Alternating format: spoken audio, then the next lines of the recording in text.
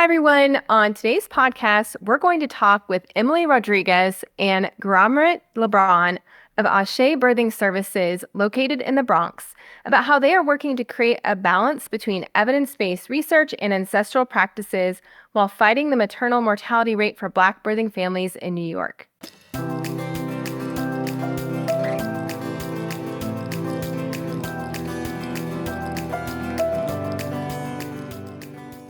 Hi, everyone. My name is Rebecca Decker, pronouns she, her, and I'll be your host for today's episode. I wanted to let you know that in this episode, we will be talking about racism and maternal mortality. If there are any other detailed content or trigger warnings, we always highlight those in the show notes that go along with this episode. And now I'd like to introduce our honored guests. Ashé Birthing Services is a collective of specially selected birth workers who work together to provide full spectrum services to their families. They are an extension of their village, and they extend that to their clients. Emilie and Guramrit have created a balance between evidence-based research and ancestral practices, so important. This offers families a unique individual experience that is often missing in mainstream maternal care. Emilie Rodriguez, she, her, is a traditional birth and postpartum doula, founder of Ashé Birthing Services, and co-founder of the Bridge Directory. Emilie's work as a doula addresses birthing people's nutritional, physical, emotional, and spiritual well-being. She believes every birthing person should have the birth they desire, the information needed to see it come to fruition, and advocacy for themselves and their families. Guramrit LeBron, pronouns she, her, is a birth and postpartum doula and certified lactation counselor and co-founder of the Bridge Directory. Guramrit's professional vacation has spanned across different industries, but has always resided with the same common denominator of amplifying the voices of those in underserved communities, especially in the greater New York City and New York State area. Together, these two birth workers have been combining their respective experiences as doulas and mothers to educate their community to the reality that doulas offer a level of care that is vital yet underutilized within the U.S. maternity care system. I'm so excited to talk with Emilie and Guramrit. Welcome, both of you, to the Evidence-Based Birth Podcast. Thank you so much. Yes, thank you for having us. Yeah, we're just so thrilled that you're here today. And I love what you all are doing with Ashé Birthing Services and the Bridge Directory, the impact you're making for Black birth to be a more positive experience in the greater New York City area. Could you start by just talking with us about how you both started in birth work and how Ashé Birthing Services began? Yes. This is Emilie.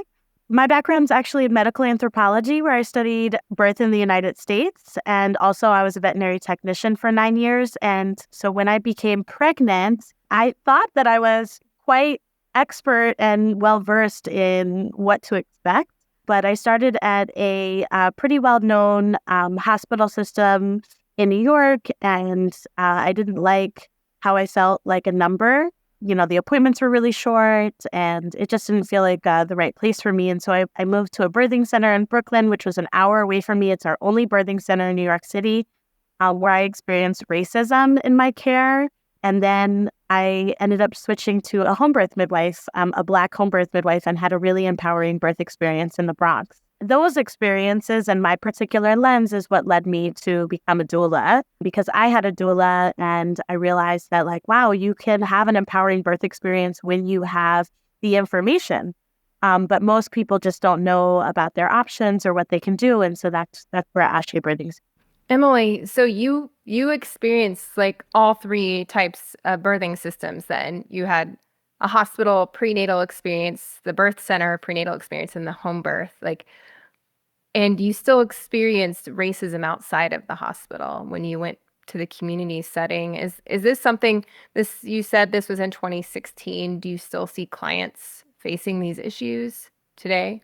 Oh, yeah. I mean, racism is everywhere, especially in the institutions of birth. And yeah, I think that it might not be as overt as I experienced, but that's one of the reasons why advocacy is such an integral part of doula's work. How are you able to switch then? Because so many people get stuck in the system that they're giving in and they feel like they don't have any other options. So you opted out of the hospital, then you opted out of the birth center and found a provider that would truly care for you. Like what triggered you to do that? Yeah, thankfully, one of the first ethnographies that I wrote as an anthropologist was following Chanel Portia, who is the founder of Ancient Song Doula Services. And I had lunch with her and she was like, girl, you are low risk. Get out. And I was like, what? Maybe for my second baby, because this is also overwhelming. And she was like, oh, just go talk to this midwife. And she's a Taurus, and I'm sure you're going to connect with her. And we did. And I just realized the stark difference in my care. And in the 10 years almost that I've been doing birth work, we see the difference in between hospital systems and out of hospital systems, and how midwifery care model really leads the way. And so it seems like really amazing that it was a doula, a famous doula, no less, who encouraged you to switch. And now you're serving as a doula. And I can't wait to hear more about that. So, Guramrit, can you share your story next and let us know how you got involved in birth work? Yeah, so this is Guramrit, and yeah, I actually really wanted to just work in magazines. Publishing was definitely something that I saw myself doing since I was young. But like my very first memory as a kid was the birth of my brother. So I actually witnessed his birth. He was born at home, and it was unheard of in the 80s and early 90s for some reason. And that is something that just really profoundly stuck with me. I didn't realize how much of an impact it had until I just kept coming back to this same place. You need to help birthing people. You need to help postpartum people. You need to help the families. And how can you do that? How can you show up? And I just felt that urge and that call to take a training. And that 3 days wasn't enough. And I started to get mentorship, and Emilie and I found each other. And honestly, it's been about 6-7 years now that Emilie and I have been together. And just in those years, it has been transformative work, not just for me, but the people that we have worked with. We've worked with hundreds of clients, and I can see us really touching on everyone. We're just sharing all of this knowledge and love that we have for our community, and we are centering them. And it's amazing. Like, I love what I do. I love that I got to have my babies at home too. That was a conscious choice that I made. And I also, as a doula, also had doulas. I'm just really excited to see where the bridge goes. And Ashé is just growing and thriving with these amazing doulas. And we're really letting it seep into and pour into the work at the bridge. I love hearing the joy in your voice when you're talking about how you and Emilie, have been able to do this journey together. And I think it would be so much harder and different if you were alone, and it's all about community. I saw on your Instagram for Ashé Birthing Services that you had a really joyful get together. Can you talk about how you create joy as birth workers together? Yeah, this is Emilie. I think it's part of sustainability. This work is so hard. The burnout rate is 2 years for a doula. And so I don't even know the statistics for Black and brown doulas on top of that. And so I think as part of our group, which is about 15 of us, it's important that we feed into, pour into each other and feed each other, like figuratively and physically. Like, I invited everyone to my house.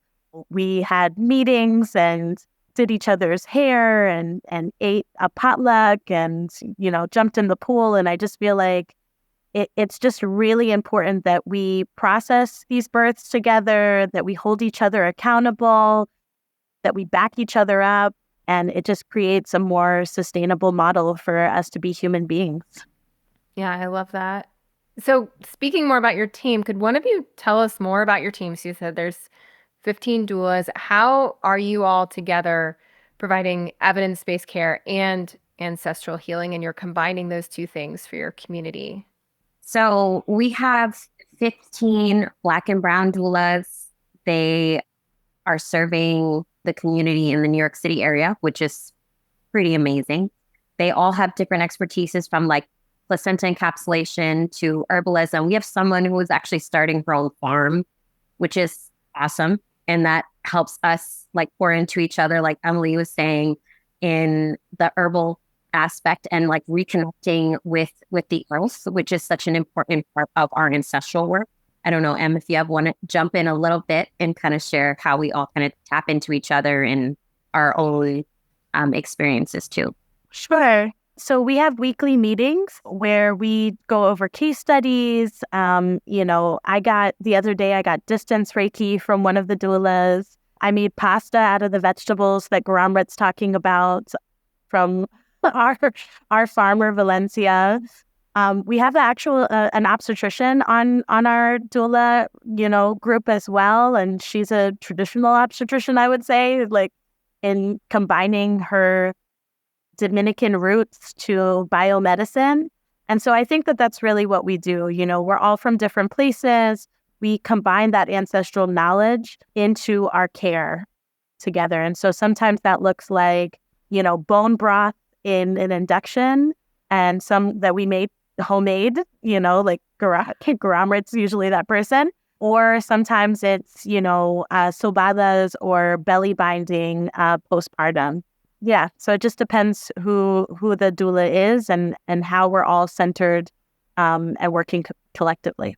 I would love to encourage our listeners to go back and listen to episode 260 with Miss Divine Bailey Nicholas, where she talks about plant medicine and herbalism and the Black ancestral knowledge there. She gives a really good overview. And so I love that you mentioned that. I was wondering also, when you're caring for your clients, I know, they're in this system. So they're receiving medical diagnoses and they're being told to have this test or that test or be induced for this or that.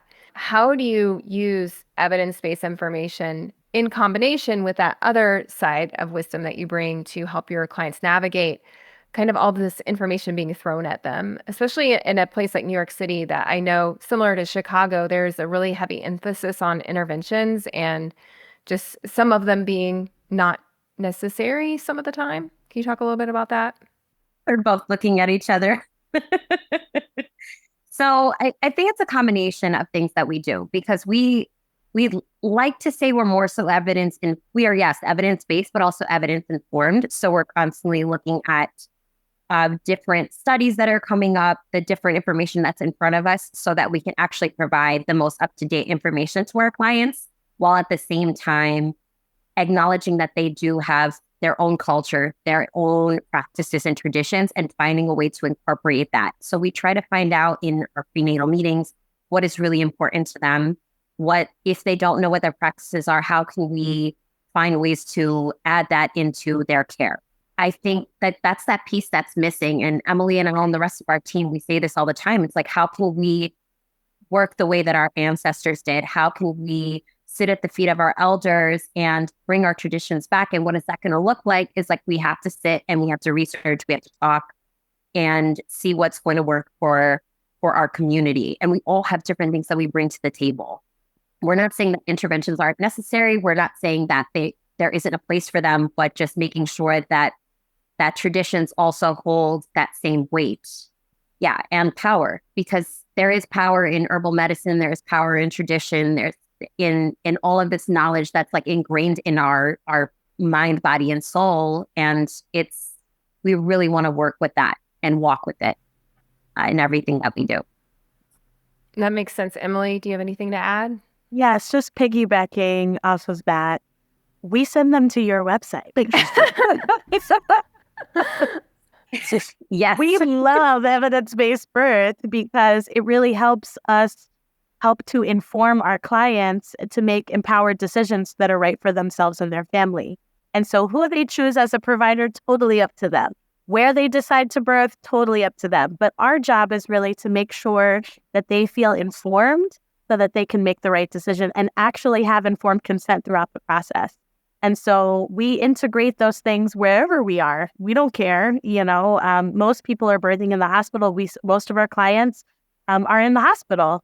And like Guramrit said, that might mean like making an altar for a loved one who has just recently passed, or honoring a particular tradition that's really important for the family.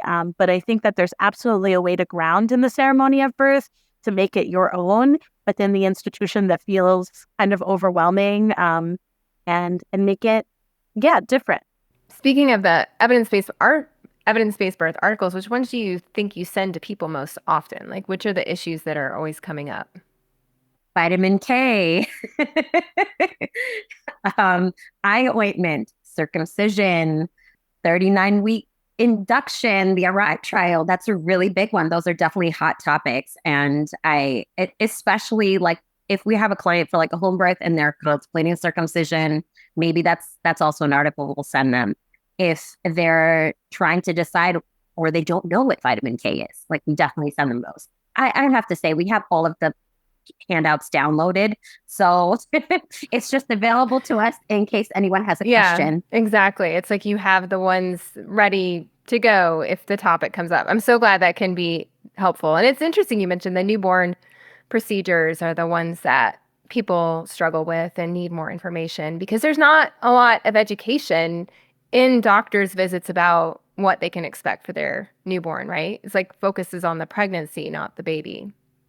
And that's also where we kind of step in too, right? As doulas and birth workers, we step in and we say, hey, like, what is your plan when the baby arrives? What do you mean I have the baby? So what are we going to do once the baby's here? What would you like to do in your immediate postpartum? What does your plan look like? How can we help facilitate that? And that's also where the traditions and ancestral practices come in too. Yeah, Emilie, you were just thinking really hard. What was going through your head? I love the medical reasons to be induced because I feel like that's such a confusing place to be when somebody is pushing you to an induction that might be very much elective and just trying to figure out what is medical and what isn't, right? Like sometimes we have providers that say big baby or that say illegal hydramnios, right? Like too little fluid in, and these types of things. But having the actual information and the evidence to be like, oh, actually, I had a client last week that said my fluid was really low. It was 9. And I was like, that's not low. So it just really helps to know the barriers of the actual evidence to be able to actually make those decisions. Yeah, that's a good point. It's like when those rationales are listed for having an induction, then knowing what does the evidence really say? Like, is this just part of the OB's tradition, or is there evidence supporting it? So I love that. Can you talk about the Bridge Directory? Tell us what it is and how you put it all together and what it offers your community. Yes, absolutely. Well, I think through our journey as birth workers, we were getting phone calls, especially during the pandemic and prior, but it definitely was exacerbated during the pandemic where folks would be like, I don't feel safe delivering in the hospital alone mostly. And I'm looking for a Black doula to help support me and advocate for me through this process. And we realized that there was no platform to find a Black doula in this day. And so we really wanted to create a free resource for families, starting with New York City, where they could find providers of color, find someone, in New York City, we speak over 600 languages. We need to be able to find providers that are in the perinatal space, that speak our languages, that understand our cultures, and that look like us so that we know that we're getting better care, through research that's proven. And then one step beyond that, because I think that there's an argument to be had that it's not enough to be a Black and brown provider in a system, that was never created with us in mind. Obstetrics has a very strong only history in slavery and non-consensual procedures. And so it was really important for us to work within the institution as well. And so we created a standard of care that all of our providers adhere to, a model of care that seems pretty natural for us, but that we would love to see implemented in the hospital system. And we're working with institutions like Columbia University currently, New York Presbyterian, implementing and training their providers on the inside to give better care to our people. And I encourage our listeners to check out the bridgedirectory.com. So it looks like right now people can search for doulas that you've vetted in New York City, Long Island, Northern New Jersey, Southern Connecticut, and Westchester. Are there any other places you're hoping to expand to next? Yeah. So one thing about Emily and I is that we want to make sure that it's not just like 5 doulas or 5 midwives, or we wanted to provide people with choices. And so our next goal is definitely heading over towards the West Coast. So I think we're going to focus on the Los Angeles area and then tap into Chicago. And we're moving slowly but very intentionally. We're moving rapidly but slowly, but also intentionally. Like we're Right. growing our platform is about 170 providers and growing. Every week, we have new providers and practitioners that are joining the site. So we have everything from chiropractors to pediatricians to obstetricians, anyone that serves the perinatal period and beyond. And one part that's really, really important that I think Emily touched on is that we, not only in this vetting process, are we making sure that they are who they say they are, we're making sure that, yes, they are attesting to these standards and that they agree with our mission and our values. They are allowing us to walk with them in community and hold them accountable if something pops up. And we're like, listen, like we need to talk to each other. We can't, as we like to say all the time, we cannot do this work alone. We cannot work in silos. We need to hold each other's hands in this process and really just, this is how we make an impact in maternal morbidity and mortality. This is how we make change. And we really firmly believe that the Bridge directory is like part of the solution here. And that's also what gave birth to our foundation as well, which we just recently launched our 501c3, which is the Bridge Community Foundation, and just really making sure that there is not just access, but also education and care. On the website, it says that you have like a community nominated council of elders. Can you talk about the importance and why you brought that in and made that part of the picture? Yeah, I think that elders in today's world are often forgotten, and they've contributed so much to the heartbeats of our society, really.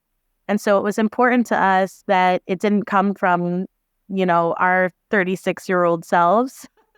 We can't lead communities on our own. So we had a community nominated council of elders that are 3 amazing individuals that help us to stay focused on what our goals are for the year.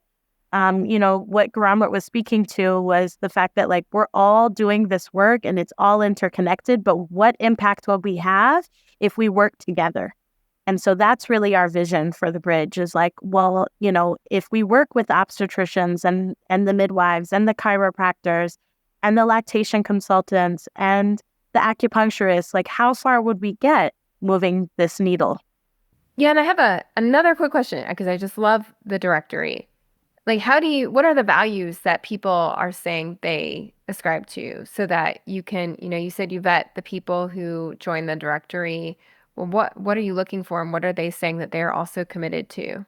So they're committed to offering culturally competent care, that they are making this work accessible, that they are part of our community. They're committing to culturally competent care. They're committing to treating people with respect, to accountability, which is completely missing, I would say, in today's culture, to continued learning, to actual informed consent, to anti-racist care and trauma-informed care, filling in the holes that we see that need to be filled.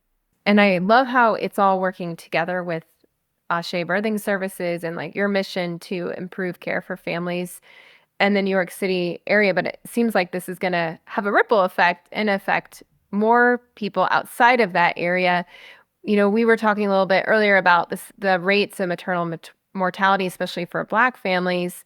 Are you seeing anything that's working to help protect Black women and Black birthing people in the current system and time? Yeah, I think there are a lot of fires brewing.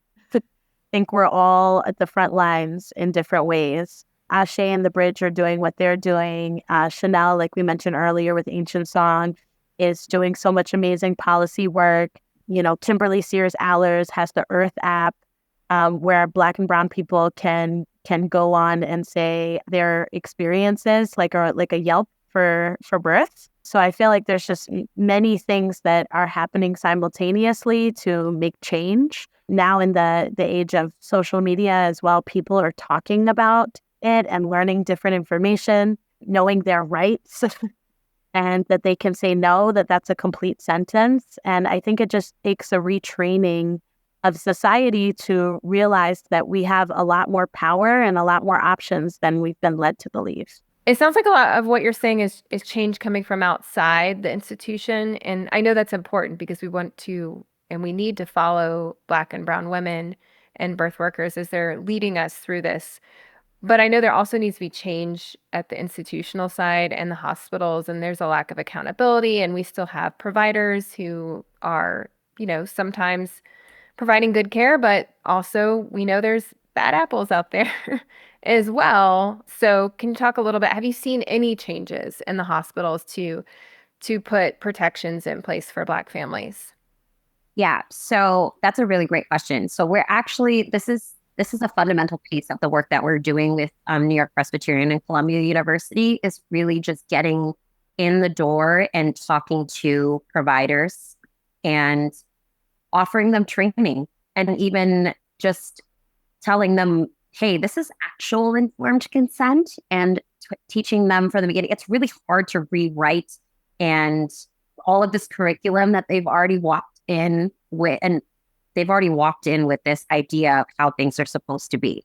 So now we have to retrain providers and professionals while also at the same time, like empowering, pregnant folks to step into their appointments and have all this knowledge about what care is supposed to look like for them, how they're supposed to be treated. And I think us actually being able to come to a grand rounds and be like, hey, how about we try this? We do some role play. Let's see how this feels in your body after someone approaches you this way. How can you actually bring a level of not just sensitivity and competence, but just like empathy to appointments and not just checking off the boxes? How can you actually meet someone where they are? And I think there's a huge difference in the level of care when you are actually being heard and there's a real relationship, and it's not just checking off, hey, I talked about this, and this, and that's done. But I think, you bring up a really important point about the empathy. And I've been doing a lot of reading on empathy and when there's a lack of empathy. And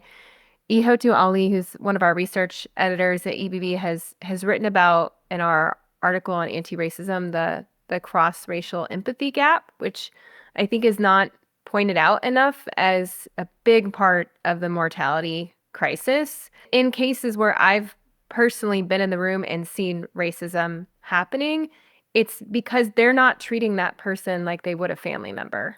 There is that lack of empathy. There's a coldness and just a not caring. And that's when things, that's the kind of care that kills people. Absolutely. First, shout out to Ihotu because she comes from New York and we love her.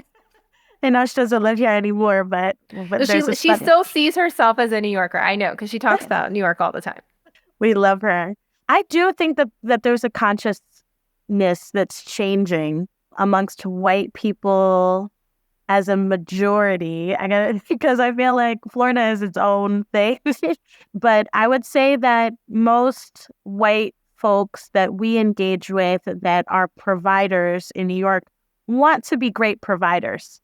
And they have biases that they necessarily weren't aware of that I think the pandemic and the uprising really highlighted for everyone, to look at their internal biases and internalized racism.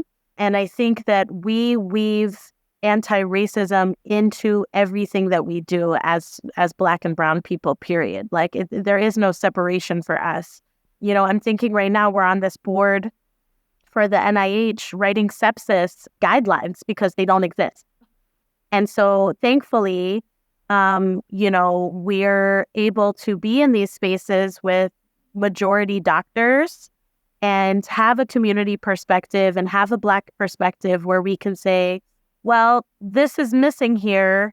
While we're writing these guidelines, and protocols, it's important that this is also brought to light that, goes hand in hand. And I think that that's also something that's very different. That wasn't, we weren't a part of these conversations before, even though the obstetricians learned from Black midwives in the South. I feel like Blackness hasn't been centered in the same way that it's starting to be again. Like, I feel like, as a culture, we're like, no, we want to make change, and at least we're calling it racism, right? It's the big R word, like, but we're saying racism now. We're not saying like, some biases, or we're acknowledging that the training is lacking, and that like in textbooks it says that Black people don't feel pain. And I don't know, I feel like we're just coming to terms with the realities of our history and how it still plagues the institution today. It's interesting that you brought up the sepsis protocols and guidelines, because I know when we were updating the Group B strep article, that was something we, and EHO2 has encouraged us to weave, anti-racism information about how to fight racism into every article that we update and write. And so we've been doing that for a couple of years now. And I remember writing the Group B strep article and just being really surprised that when you put that lens on it, for me as a white person, I don't wear it all the time. I have to specifically put the lens on. And you see the research showing that there's disparities even with Group B strep rates, and then also mortality rates and hospitalization rates and complication rates when there is Group B strep for Black families. And then you look into, well, why is that? Is it because they're not being screened appropriately or not being treated appropriately? Where is the racism causing that? And so where are you with the sepsis protocols? Where are you inserting the info about racism? Like, where are you seeing that lead to, if it's not addressed, it causes increased mortality? Because the interesting part is that it's the racism aspect, because there's also a communal aspect, which is obviously intersectional. Like, I'm like, I don't know what I'm allowed to talk about, but I'm just because it's ongoing. But I would say like for example, one of our last meetings, there's this hyper focus on treatment in the model, and prevention was very much missed. So just even like info about the microbiome and yeah. Yes, when the prevention that was listed prior just said like vaccines and hand washing.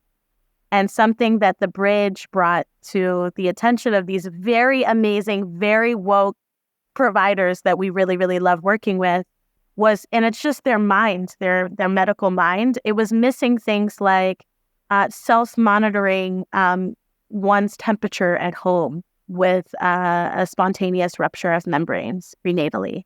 Or something that we advocate for that intersects with racism is that when a C-section is necessary, most of our Black and brown clients are given staples and not sutures. So that's something that's really big that we have to advocate for BIPOC families that we serve.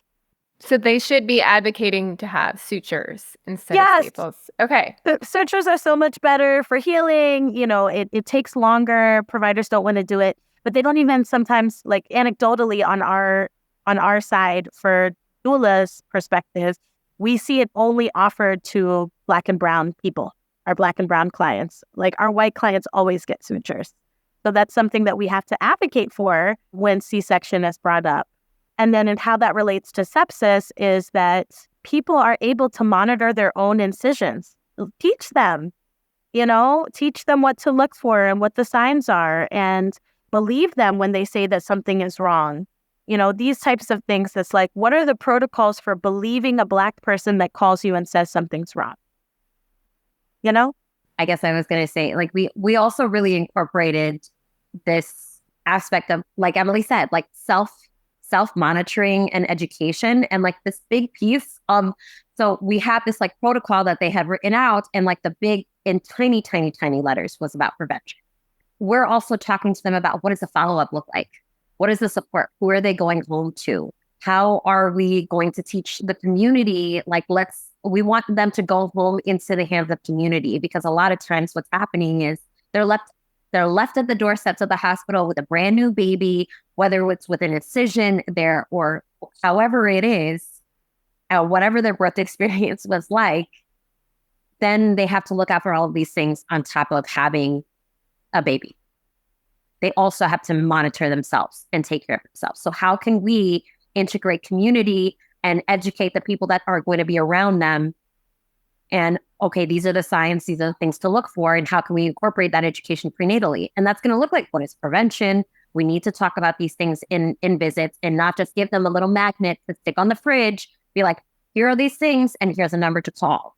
So it's such an important piece. And also, we've been really trying to incorporate into this new model that they're creating, traditional care, and recognizing that it does have a piece. And it is medicine. Traditional medicine is medicine. And it's not just a bunch of, it's not, what is the word that I'm looking for? Woo-woo? Not woo-woo. Woo-woo. Yes, it's not woo to use cultural practices. Like, if they want to consume herbs postpartum, what is that going to look like? How are they going to monitor these things? And recognizing that, yes, this is medicine. This is how you can help and heal yourself.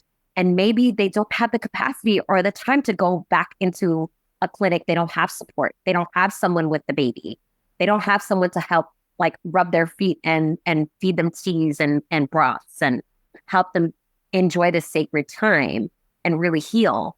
So, it's all these different pieces. And like Emilie said, it's intersectional. We have to find a way to incorporate the traditional with the modern, and I want to say Western medicine, because I have a very Indian brain. So I'm always thinking, like, okay, this is the Western way of doing things. How can we incorporate our practice here, where there's still a place for modern medicine? And there is a place for it, but there's also a place for,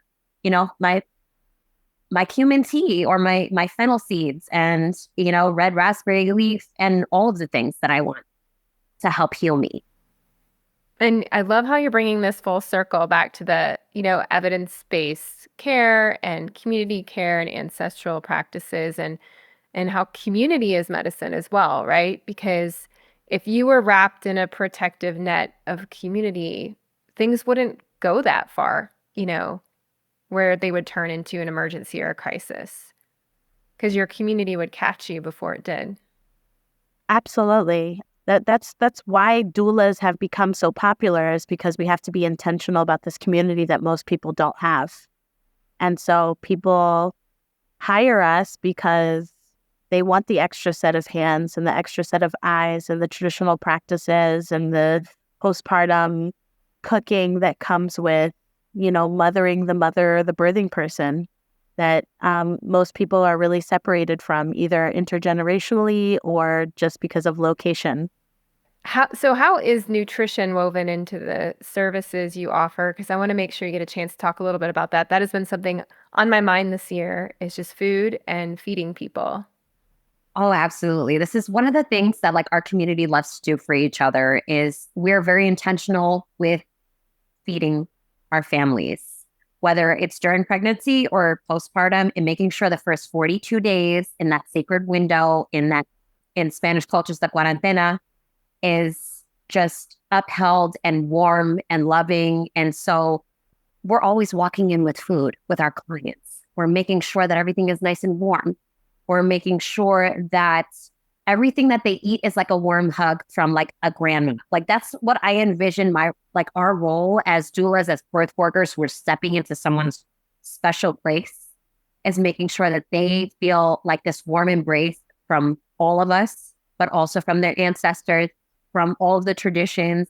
Whether they have foods that are special to them, we make sure that we can research it for them. Maybe they need to ask somebody, and we can ask someone, hey, what do families in Kenya have for postpartum?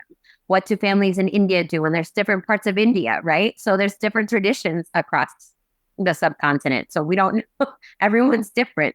Like, you're going to have some ginger rice, or you're going to have something with lentils, things that are very, like, just nourishing, easy to digest, warm. In some places, heavy on, like, the good, yummy fats. I could talk about yummy fats all day. I'm also love Lily Nichols. She's amazing. I know she was here. Just heavy on the ghee and the butter, and just loving up on the insides and letting the body just be nice and soft as we, like, just, yeah. I just think of postpartum as this big hug time. It's a time to just lay and be and eat yummy things. Hot things in the mouth, get fed, someone's feeding you, and you feel more energized and healed because someone just loved you up with some traditional food. Yeah, and I want to encourage people, if you're in the area and what you want to check out ashébirthingservices.com, and you list some sample menus and teas and broths and snacks you use with your postpartum clients. So thank you so much for nourishing your community the way you do. And Emilie and Guramrit, do you have any projects you want to let our listeners know about, or ways to follow you or support your work?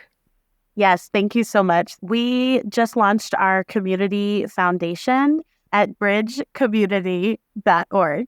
We're currently in a fundraising season. We're trying to launch our access piece, paying for BIPOC families in New York City and surrounding areas to have access to birth and postpartum doulas, lactation and feeding services, placenta encapsulation, and contributing towards their home birth midwife as well, which is really, really inaccessible for our people, especially. And so we're trying to fundraise $30,000 by the fall, and then we'll be opening applications for families to apply. And so we're really, really excited. This is a labor of love for us. We have many initiatives down the pipeline, and please join us in helping with this passion project of ours. It looks like we can follow you on Instagram at Ashé Birthing Services. And does the Bridge directory also have an Instagram or social media? Yeah, so the Bridge directory is on Instagram, the Bridge directory, and also the Bridge Community Foundation is also on Instagram.